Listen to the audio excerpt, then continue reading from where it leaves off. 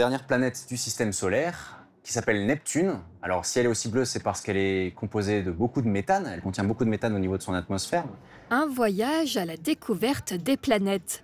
Suivez d'abord le guide du jour pour en savoir plus sur notre système solaire. Une visite au cœur des constellations proposée par l'association Sirius dans le cadre de la manifestation Pompiers sous les étoiles. Franchement, c'était super intéressant. Il y avait des explications claires de toutes les constellations, avec le point de vue des Gréco-romains. Il y avait des modélisations super pertinentes avec les planètes et tout. On voyait vraiment de loin. Après, on dézoomait avec la Voie lactée. C'était vraiment super intéressant et c'était super joli à voir. On avait déjà été dans un planétarium avec Maxime et c'était pas du tout le même contenu. Donc c'était intéressant d'avoir de nouvelles choses à voir. Et le fait qu'on puisse voir de loin, c'était très intéressant. Pour répondre au succès rencontré lors de la précédente édition, 3 planétariums ont été installés cette année au gymnase. Et ce n'est pas la seule nouveauté qui attendait les passionnés ou curieux d'astronomie. Il y a plusieurs nouveautés. Les scaphandres des astronautes qui ont été entièrement refaits, on en a 4 cette année. Ce gros télescope qui était déjà présent, mais qui est assez impressionnant. Un diamètre de presque 1 mètre, c'est assez exceptionnel pour un télescope. Sinon, bien sûr, toujours des nouveautés au niveau des expositions d'astrophotos qui ont été faites par les amateurs d'astronomie ici avec leurs instruments. Des clichés exposés par les associations Longevue et Polaris. Parallèlement, une petite animation avait lieu du côté des pompiers avec une visite exclusive de ces quelques véhicules d'intervention. Le véhicule il sera destiné principalement aux missions de, comme son nom, secours routier, donc les accidents de la circulation. C'est clairement une grosse boîte à outils, hein. On va tout faire avec. Ça va être notre principale mission, l'extraction de personnes d'un véhicule, que ce soit d'une voiture ou d'un poids lourd. Si vous avez raté de peu l'événement, pas de problème. Sachez que le club astronomique vous donne rendez-vous vendredi prochain à Sarralbe pour observer de près les étoiles.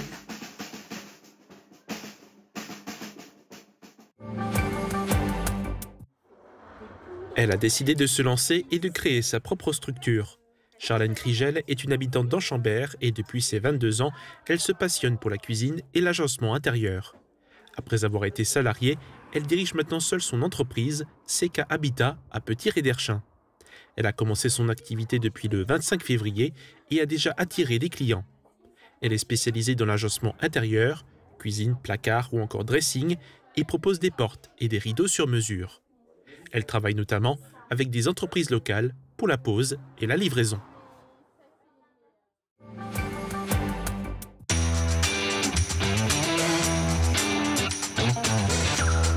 Au cœur de la forêt, 2 étudiants ont choisi ce parc de loisirs comme terrain de travail. Un job saisonnier qui ne manque pas de défis et d'adrénaline. Ouais, nickel. Ouais. Aujourd'hui, Benjamin et Maëva sont postés à l'acrobranche. Accueil des grimpeurs, explication des consignes ou encore surveillance des parcours. Ici, les saisonniers sont polyvalents. Ça pour vous, soit vous placez les 2 mains si vous êtes plus à l'aise comme ça, ou vous restez comme ça, d'accord? Vous allez venir vous lancer. On ne fait jamais la même chose. Hier, j'étais plus de surveillance, à aider les petits dans les arbres, alors qu'aujourd'hui, je suis exclusivement sur de la plateforme comme vous avez pu le voir. Et en vrai, c'est ça qui me plaît beaucoup. Il y a un bonhomme qui a perdu ses chaussures et qui est coincé. Ok, je leur dis t'attends devant au pire.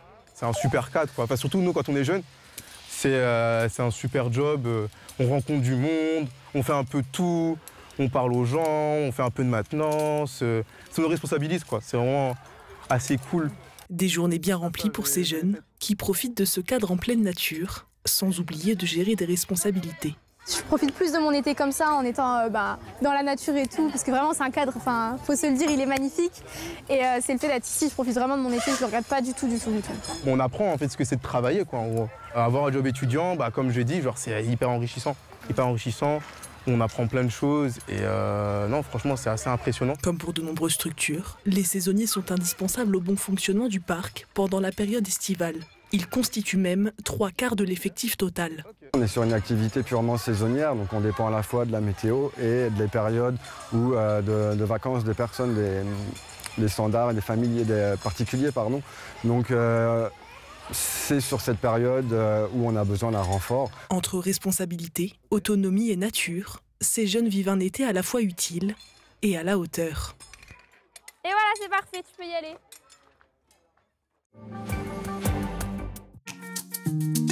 Couverture et zinguerie, une toiture Moder Habitat apporte sécurité, protection et pérennité par tous les temps. Radio Studio 1, 105.8. Toute l'énergie du 80 pop rock, toute l'info locale et encore plus. À Beach, à Sarreguemines et partout où vous êtes. Radio Studio 1. Super U Rohrbach vous accompagne au quotidien et par tous les temps. Un déménagement en vue, louez nos véhicules jusqu'à 20 mètres cubes. Et pour un coup d'éclat sans orage, direction la station de lavage. La météo avec U, commerçant autrement. Bonjour tout le monde, demain le beau temps sera toujours de rigueur. Les températures sont 6 degrés au-dessus de la normale, elles oscilleront entre 16 et 33 degrés. Demain mercredi, nous fêterons les Hippolytes. Il fera jour de 6h19 à 20h53. Excellente journée à tous. Aujourd'hui, ce n'est pas un jour à faire du jardinage. Ce n'est pas un jour pour bricoler dehors. Ce n'est pas un jour à faire du toboggan ou de la balançoire. Ce n'est pas un jour à aller courir. Non, parce qu'aujourd'hui, c'est un jour de canicule.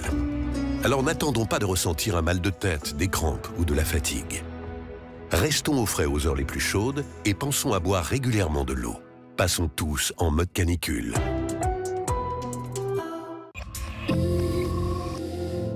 Le CFA BTP Moselle est à Sarreguemines, avec 7 formations accessibles en apprentissage et en formation continue dans les domaines métier du plâtre et de l'isolation, carreleur et mosaïste, peintre applicateur de revêtement, génie climatique, maçonnerie et maintenance des bâtiments. Inscription ouverte toute l'année par téléphone au 03 87 63 71 08. J'ai reçu mes premiers appareils auditifs, mais si mon audition s'aggrave, est-ce que je dois les changer? Bonjour. La passion de l'audition vous rassure. Les appareils auditifs sont conçus pour s'adapter aux évolutions de votre audition et nous vous suivons tout au long de l'année. Et tous ces services sont compris dans le prix de votre appareillage.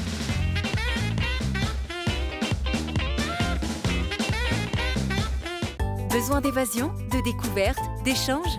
L'Université populaire Sarreguemines Confluence, espace de culture ouvert à tous, vous accueille à ses cours, ateliers, conférences et sorties. Renseignements sur notre site upsc-asso.fr.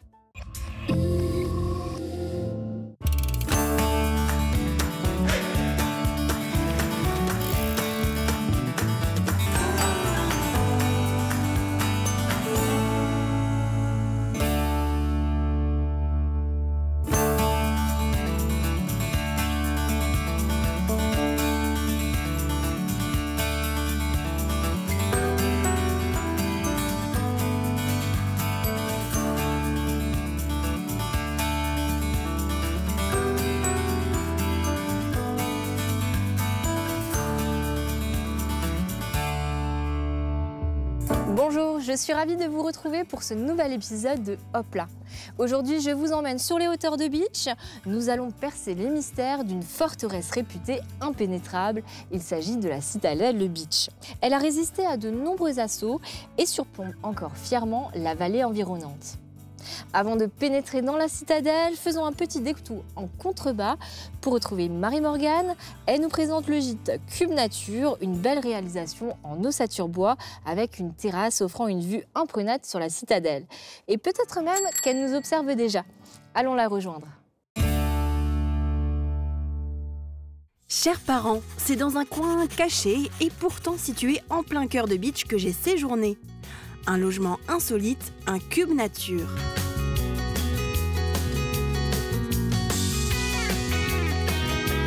Cette petite maison en ossature bois de 37 mètres carrés a été construite par Stéphanie et Freddy en 2019. On avait beaucoup de terrain autour de la maison et on s'est dit, voilà, on essaye de peut-être de trouver une solution aussi pour la ville de Beach parce que le tourisme en 2019 demandait un petit peu plus de nuitées. Il manquait des nuitées sur l'année 2019-2018. Et donc on s'est dit, voilà, on va essayer de faire un gîte. Et comme on aime bien le contact des personnes, on a créé ce cube nature, quoi. Le couple a quasiment tout réalisé lui-même avec des matériaux locaux. Le logement peut accueillir jusqu'à 4 personnes. Vous avez un four micro-ondes avec une plaque induction, frigo, tout l'aménagement qu'il faut pour une cuisine aménagée. Après, vous avez ici donc, la salle de bain. Vous avez par ici le salon qui se transforme en chambre si on a 4 personnes. Le cube nature est complété par une chambre à l'étage et une terrasse. Un accès à un spa est aussi possible avec une vue sur la citadelle de Bitche. Un petit coin à l'abri des regards tout en restant proche du centre-ville.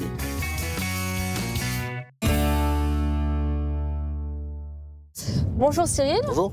Merci de nous accueillir aujourd'hui au sein de la Citadelle. Avec plaisir. Tu es le chef du service communal de la Citadelle et tu vas nous servir de guide aujourd'hui. Très bien. La Citadelle a une architecture particulière avec un plan en forme d'étoile.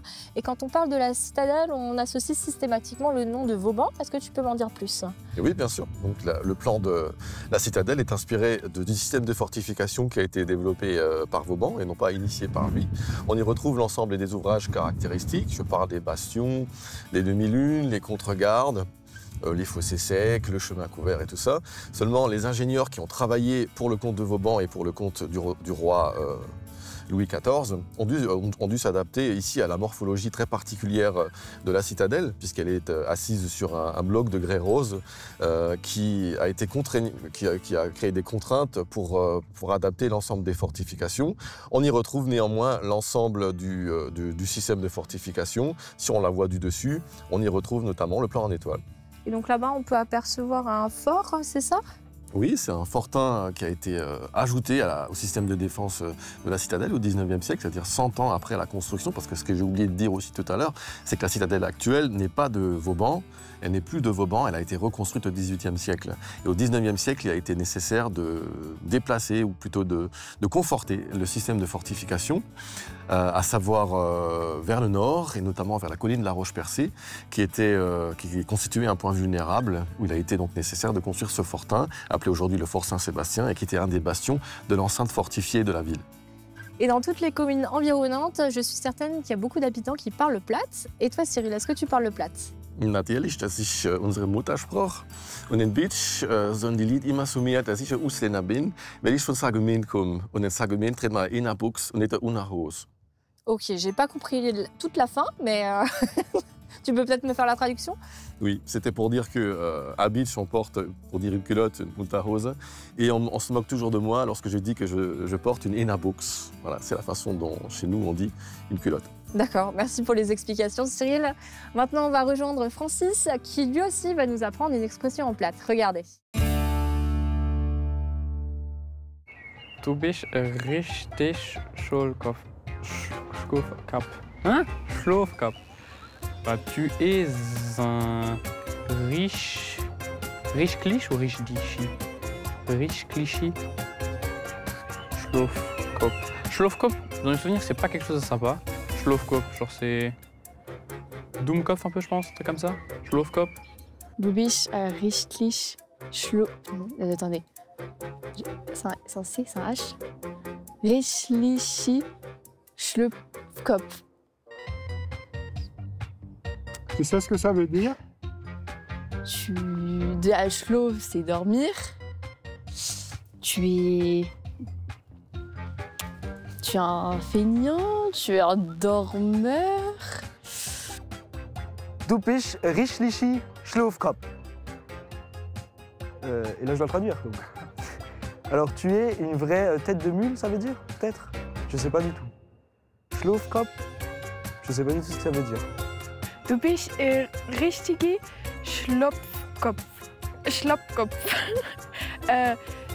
Tu es une vraie tête, je sais pas, une tête qui dort peut-être, ouais. Tu es une vraie tête qui dort. Tu as une vraie tête qui dort. Ou alors une vraie marmotte. Une vraie marmotte, oui, en effet.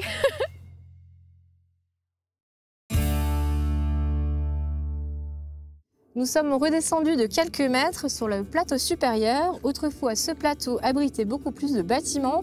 C'était une véritable petite ville militaire et on pouvait y trouver quel type de bâtiment, Cyril? C'est l'ensemble des bâtiments qui servaient bien sûr à abriter une garnison qui était prévue pour un contingent de 1000 hommes à l'origine, mais en fonction des nécessités, par exemple à l'approche d'un conflit, parfois la capacité de la citadelle était un peu augmentée, avec notamment le nombre de lits et le nombre d'étages de ces lits dans les casernes. Et ces bâtiments servaient bien sûr à loger la troupe, mais il y avait aussi l'ensemble des bâtiments utiles, à savoir une boulangerie de siège. Et il y avait aussi bien sûr les bâtiments qui servaient à maintenir l'armement, c'est-à-dire l'arsenal, et bien sûr la poudre à canon et la poudrière qui était donc bien sûr placée le plus loin possible des bâtiments en cas d'explosion pour pas que cette explosion n'endommage le reste des bâtiments. Il y avait bien sûr derrière nous la chapelle, qui est le seul bâtiment qui a résisté autant à la fois au siège de 1870 et au bombardement de 1944-45. Et tu le disais avant, donc la citadelle pouvait accueillir jusqu'à 1000 hommes. Et ces hommes, il fallait les nourrir et donc stocker la nourriture. Le stockage de la nourriture n'était effectif vraiment qu'en cas de siège. Il y avait la capacité dans les souterrains et dans les bâtiments de surface de stocker notamment de la viande. C'était surtout le cas aussi pour les boissons et le grain. Il y avait des greniers à grains aussi dans les souterrains. Les autres pièces des souterrains étaient pour certaines destinées au stockage de ces vivres. Là, nous avons dans les inventaires, dont les plus anciens datent du XVIIIe siècle encore, les capacités de l'ensemble de ces salles pour le stockage des vivres. Évidemment, en cas de siège, c'était différent, notamment l'usage de l'étable de siège, où on y faisait monter des ovins et des bovins pour pouvoir les abattre également sur place. Donc il y avait même un petit abattoir sur place, mais qui ne servait qu'en cas de siège. Et il y avait bien sûr la question cruciale du stockage de l'eau. Il y a dans la citadelle un puits qui fait 80 mètres de profond, qui rejoint la nappe phréatique. Aujourd'hui, la nappe phréatique est vraiment à sec pour celle qui se trouve en dessous de la citadelle. Et ceci depuis que l'étang de la ville, le Stadtweiher, est à sec. Mais en plus de ce puits, duquel on remontait l'eau grâce à une roue à écureuil, qui a été reconstituée aujourd'hui dans les souterrains, il y avait aussi 5 citernes qui stockaient l'eau de pluie, et notamment l'eau qui était collectée sur les toits des bâtiments pour pouvoir alimenter les hommes en eau de boisson, mais aussi en cas d'incendie, d'eau pour éteindre les incendies. D'accord, donc ce stock d'eau était précieux, ainsi que le stock de nourriture. Il fallait donc le protéger. Je te propose maintenant d'aller rejoindre les cuisines de Mosaïque. On y propose de bons gâteaux, non par nécessité, mais par plaisir. Regardez.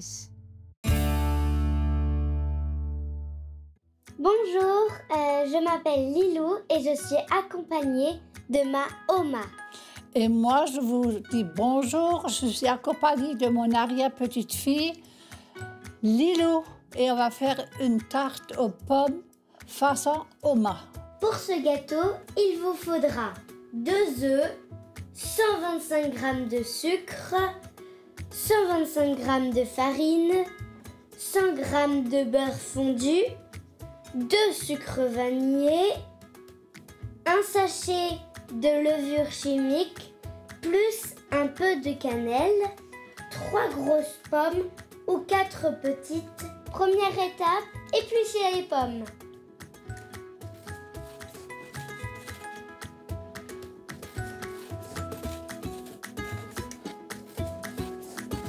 Maintenant, on va casser les œufs, on va rajouter le sucre et le sucre vanillé.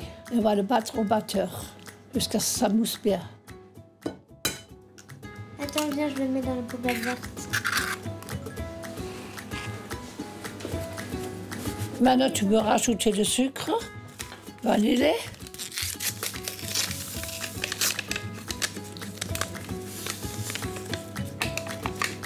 On va rajouter le sucre.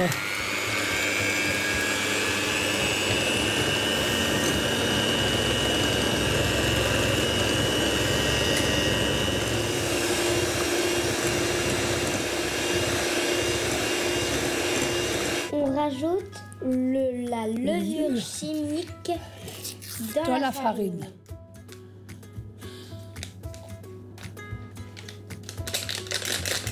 Tu remues un peu avec... Nous remuons.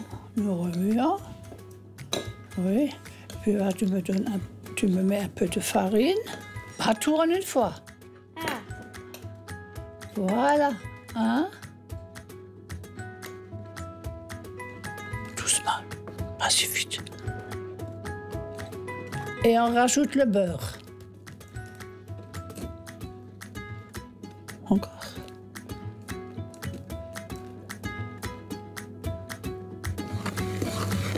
Encore.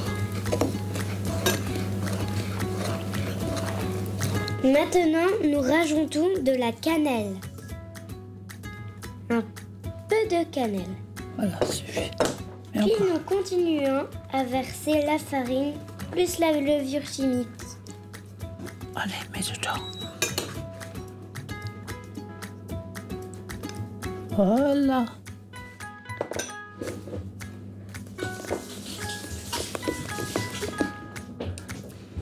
Maintenant, nous rajoutons les pommes. Allez, hop. C'est un peu beaucoup, hein? Oh. Et si ça rate, c'est raté. Hein, Lilou? Ouais, tant pis. Ça va pas rater. Maintenant, nous versons les pommes avec la pâte dans... Sous la toile. Sous la toile. Maintenant, j'étale la pâte. Voilà. Maintenant, on regarde sur la montre.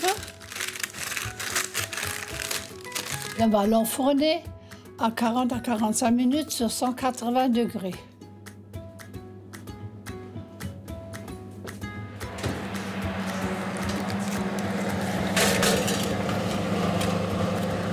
Et voilà. Et voilà, il est enfourné. Alors qu'il réussisse. Hein? À plus tard. Maintenant, le gâteau est prêt. On va le sortir. Voilà.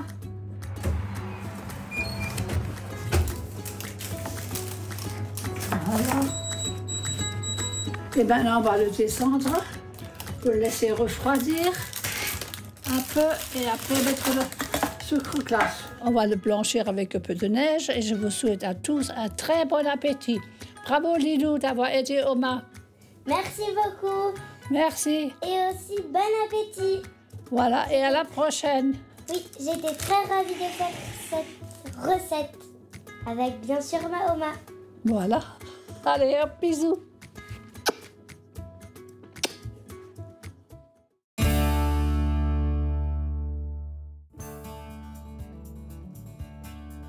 Avant de rentrer dans la chapelle, il y a cette horloge qui m'interpelle. Est-ce que tu pourrais m'en dire un peu plus ?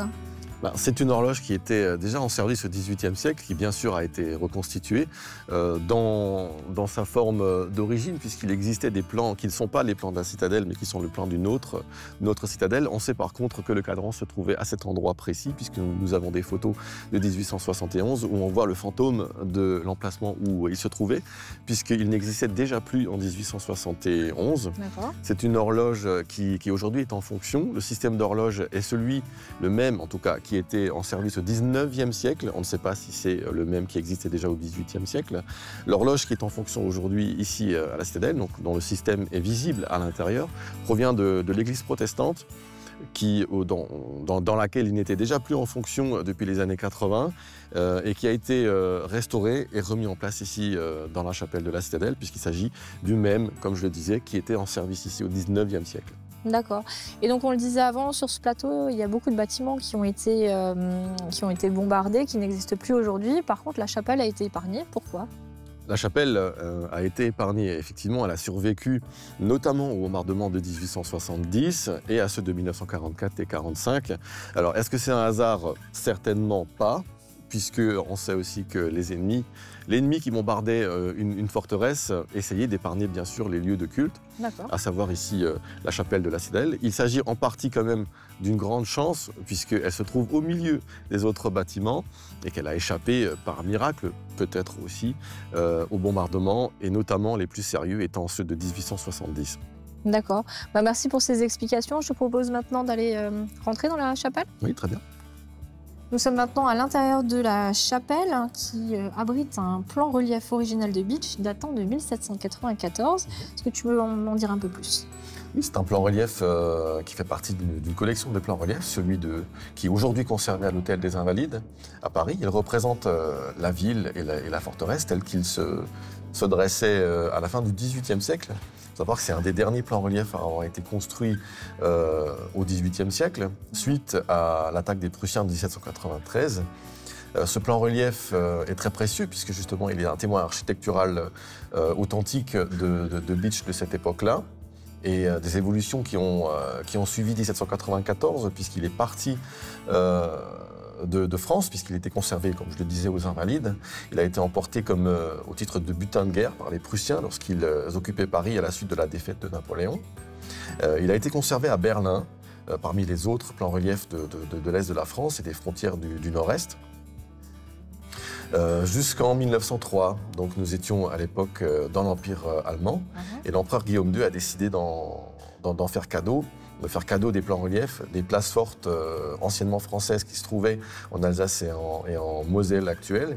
Le plan relief de Beach a notamment été déposé en 1903 à la porte des Allemands auprès de la Société d'histoire et d'archéologie de Lorraine. Et il est ensuite arrivé à Beach en 1923 où il était conservé à l'actuelle médiathèque qui était l'ancienne mairie aussi. Et il est arrivé ici au musée, dans l'ancien musée qui avait été installé dans la chapelle dans les années 80, donc depuis 1981 à peu près. Il a été restauré entre 2006 et 2007. Le plan relief a été réinstallé dans la chapelle, qui a été restaurée pour l'occasion en 2007. Il est aujourd'hui conservé en dessous de cette cage de verre, où l'hygrométrie, la température et même les UV sont contrôlés. D'accord, ok. Donc pour sa protection, ce que je te propose maintenant, c'est d'aller faire une petite pause et d'aller du côté de Lemberg pour se replonger dans les souvenirs de ceux qui ont connu la cristallerie quand elle était encore en activité. Regardez.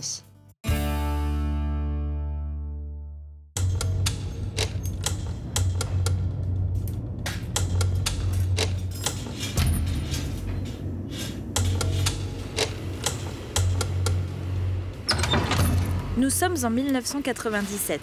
Ici et là, en déambulant sur les 3 étages de ce bâtiment à l'abandon, on découvre quelques croquis, quelques débris de verre, quelques restes d'équipements, vestiges d'une activité verrière soutenue.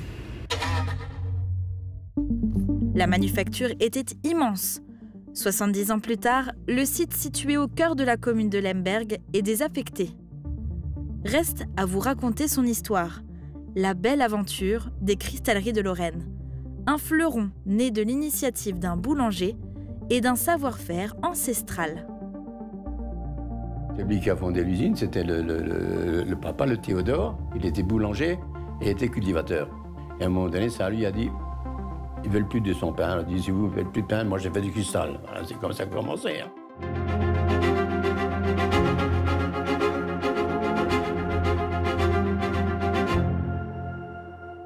Tout le monde disait la Lorraine quand on venait. Je ne disais pas la cristallerie Lorraine. La Lorraine, la Lorraine est là.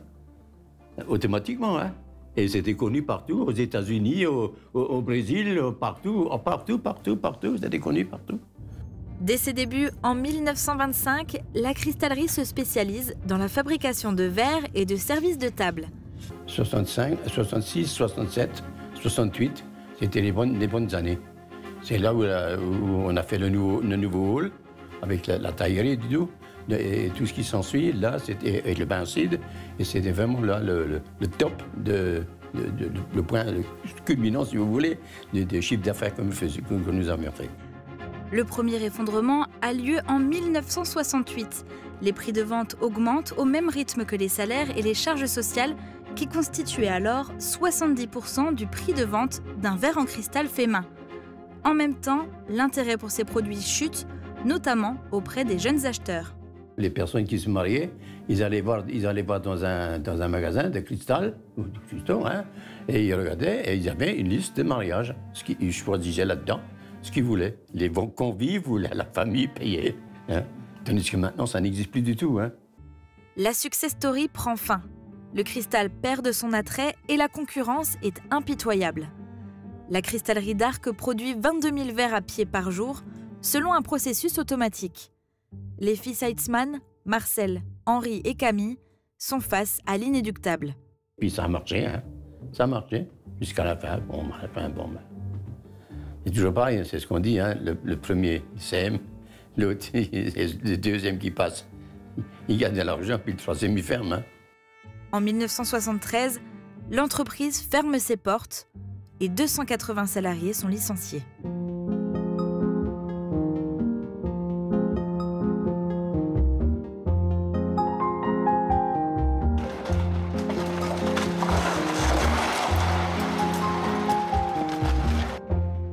Les cristalleries de Lemberg font désormais partie du passé. La page se tourne, mais la mémoire reste. De magnifiques pièces, témoins d'un savoir-faire exceptionnel, sont aujourd'hui dispersées aux 4 coins du monde. Quelques 1000 dessins et modèles de croquis sont archivés au Centre international d'art verrier et à la Maison du verre et du cristal à Meisenthal.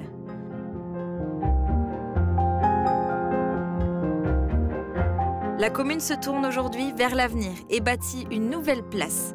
Les habitants pourront s'y rendre à pied, s'y distraire, y travailler et par-ci par-là, des indices les feront cheminer sur les traces de leurs aînés. Des verriers au service d'un boulanger qui osa l'incroyable et la belle aventure des cristalleries de Lemberg.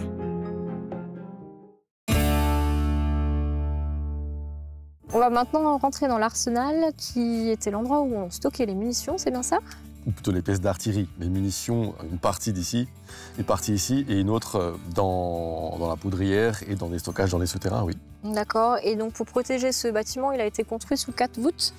Alors les voûtes qu'on voit aujourd'hui de l'arsenal qui a été reconstruit après 1871 sont évidemment plus celles d'origine, mais elles étaient déployées sur 5 arches, 5 voûtes, sous lesquelles bien sûr étaient stockées les plus grosses pièces d'artillerie. L'artillerie plus légère était stockée à l'étage, et donc les voûtes du rez-de-chaussée étaient accessibles de plein pied pour pouvoir y rouler les canons, les pièces d'artillerie les plus importantes. Et donc l'arsenal se trouve au milieu de la citadelle. Et donc c'est depuis l'arsenal qu'on pouvait déployer en urgence, souvent lorsqu'il y a un siège qui s'annonçait. Les pièces avaient déjà été stockées sous des charpentes qui se trouvaient sur les bastions, mais son emplacement était réellement stratégique. Donc le bâtiment d'origine n'existe plus, on le voit sur un panneau qui explique l'histoire de cet arsenal, qui fait partie du parcours de visite architecturale. Ok, bah maintenant on va rentrer dedans là. Oui.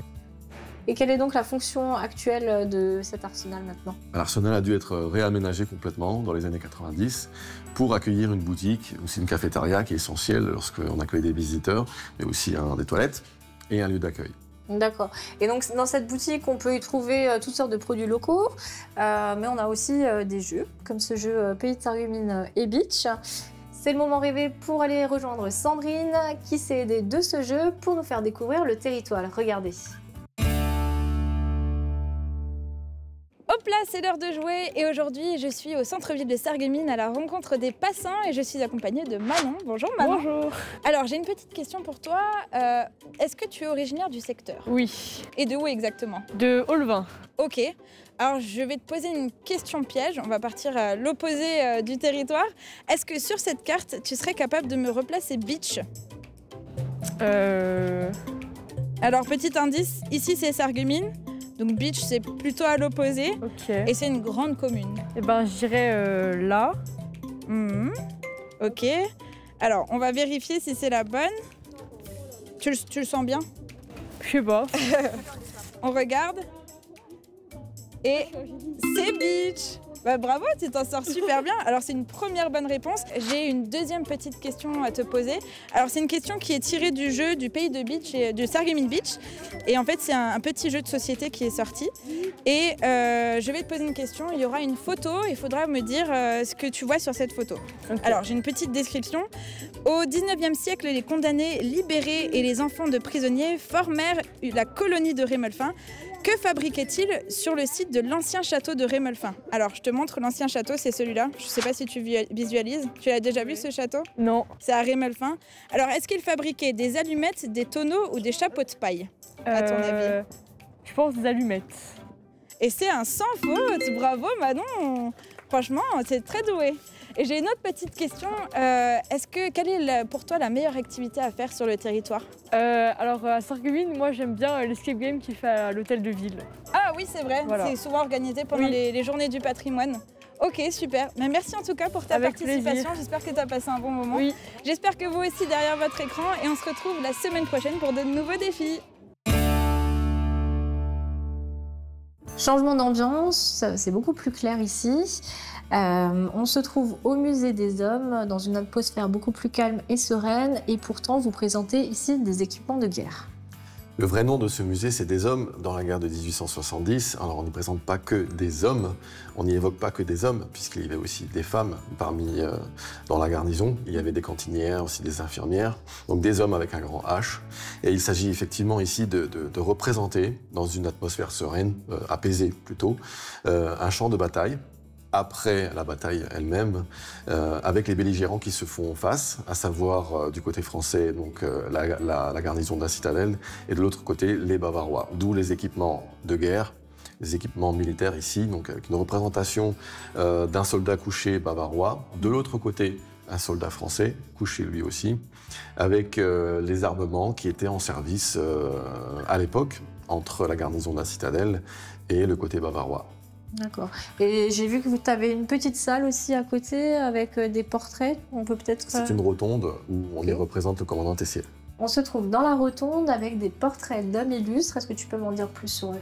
Enfin, ici, un tour d'horizon des principales figures marquantes de la guerre de 1870, à savoir les dirigeants allemands prussiens et de l'autre côté les dirigeants français, et à l'échelle un peu plus locale, aux belligérants du siège de Bitche, enfin aux principaux représentants du siège de Bitche, à savoir le commandant Tessier, ici, donc, celui qui a défendu la citadelle, et de l'autre côté, le colonel Kollermann, qui commandait les forces bavaroises. D'accord. Donc maintenant, je te propose d'aller découvrir notre portrait de la semaine. Ce n'est pas un homme, cette fois-ci, c'est une femme. Regardez. On ouvre la bouche, en arrière, en avant, gauche, droite. Ouvrez bien grand et on relâche. Très bien. Les voyelles, 3, 4. Ma. Je viens au départ de Pologne. Je suis polonaise d'origine.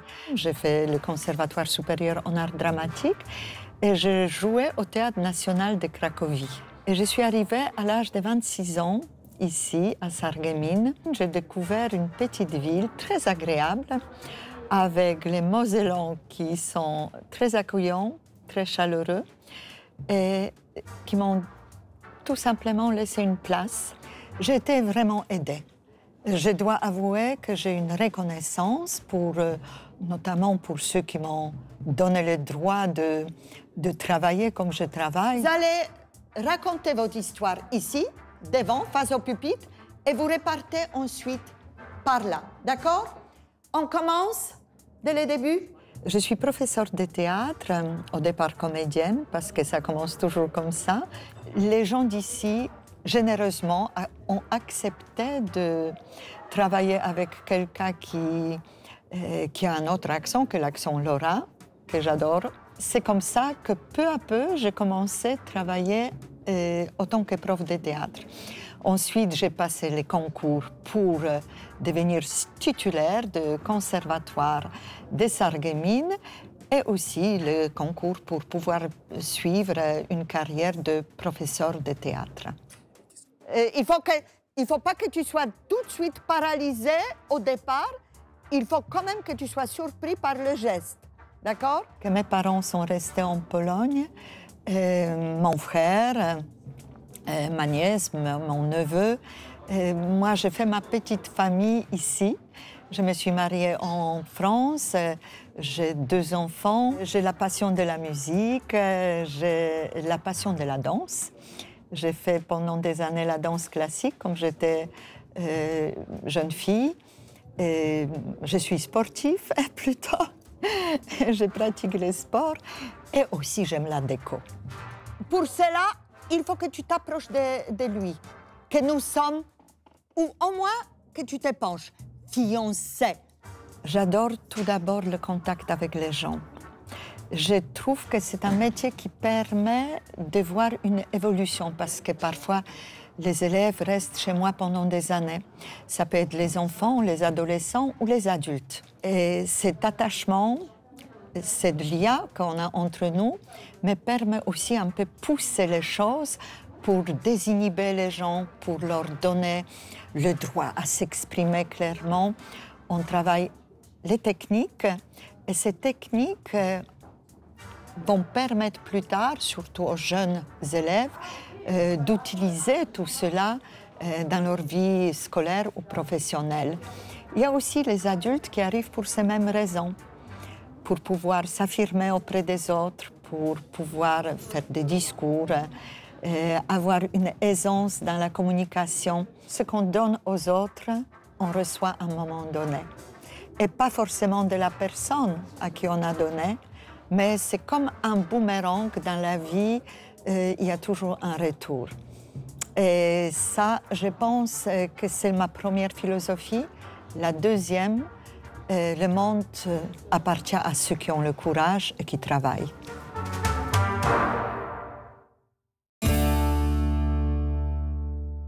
On s'est maintenant aventuré dans les entrailles de la citadelle. Je ne suis pas vraiment rassurée.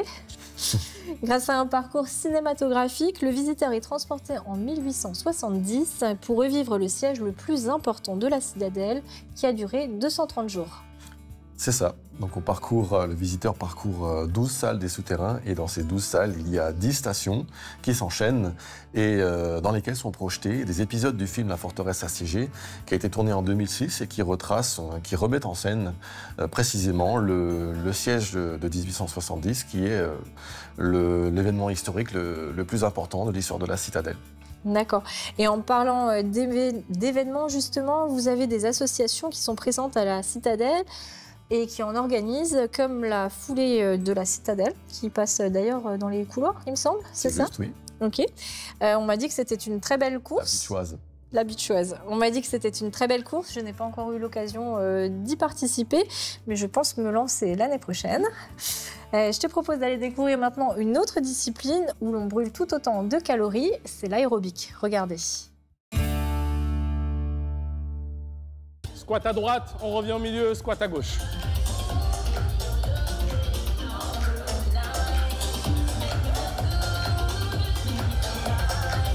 Ça allie le cardio, le renforcement musculaire et toute la ceinture abdominale. Les adhérents prennent plusieurs matériels, ça veut dire haltères, tapis, etc.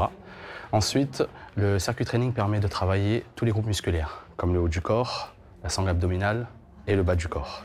Il y a plusieurs solutions à travailler ce circuit training. Ça veut dire soit jouer sur le temps ou jouer sur les répétitions.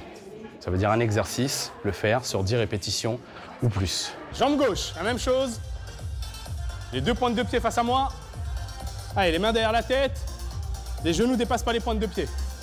Avec tout ce qu'il y a sur Internet, etc., on peut se débrouiller tout seul. Après, c'est une question de convivialité et de motivation. C'est sûr qu'à plusieurs, on est toujours plus motivé et la convivialité, elle est plus présente. Cet atelier-là, c'est une fois par semaine, tous les jeudis. Voilà, de 18h à 19h30. Eh bien, que le bras droit. Allez, ici, développer épaule. Allez, regarde devant soi pour bien garder la colonne vertébrale droite.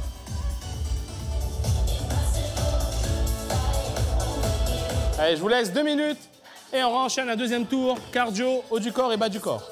Les premières séances, c'est fatigant parce qu'on n'a pas l'habitude et après, non, c'est pas épuisant en fait. C'est satisfaisant d'arriver au bout de la séance. Et chacun va à son rythme en fonction de ses possibilités, donc c'est super. C'est me libérer la tête, me libérer l'esprit, casser un petit peu le train-train et bouger tout simplement. On propose un panel d'activités. En période scolaire, on propose de la danse classique, de la danse moderne, du hip-hop, des ateliers poterie, du tai chi, du yoga. Et après, pendant les vacances scolaires, on est plutôt sur des actions enfance. Donc centre aéré, mini-séjour, stage de découverte.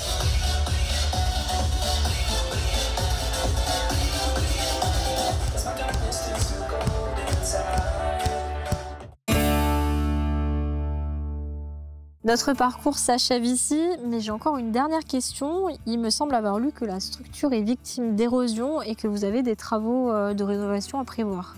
Oui, la citadelle a le grand malheur d'avoir été construite. Grand malheur, c'est pas le cas.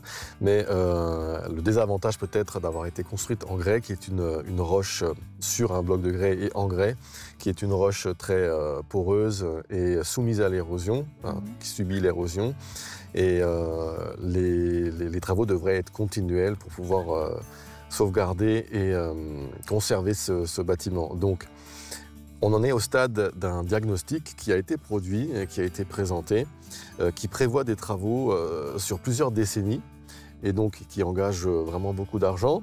Et nous sommes en phase de programmer ces travaux sur les 5 prochaines années, pour la première phase en tout cas à partir de 2027. D'accord, et ça va durer pendant 30 ans les travaux, tu m'as dit, c'est ça? Pour l'instant, nous prévoyons que, en tout cas sur ce qui est prévu sur ce diagnostic, pour pallier l'ensemble des urgences, et des urgences dans un degré décroissant, bien sûr, puisse se dérouler sur 30 ans à peu près. D'accord, mais pas d'inquiétude, on peut toujours visiter la citadelle Bien pendant sûr. les travaux. Elle restera ouverte puisque les travaux ciblent principalement des ouvrages extérieurs. Extérieurs, je veux dire en périphérie. D'accord. Donc n'hésitez pas à votre tour à visiter la citadelle, c'est vraiment très intéressant. Et merci beaucoup Cyril de m'avoir fait découvrir ce lieu emblématique du pays de Bitche. De mon côté, je vous dis à la semaine prochaine, accompagné d'un autre invité et dans un autre lieu. Et hop là!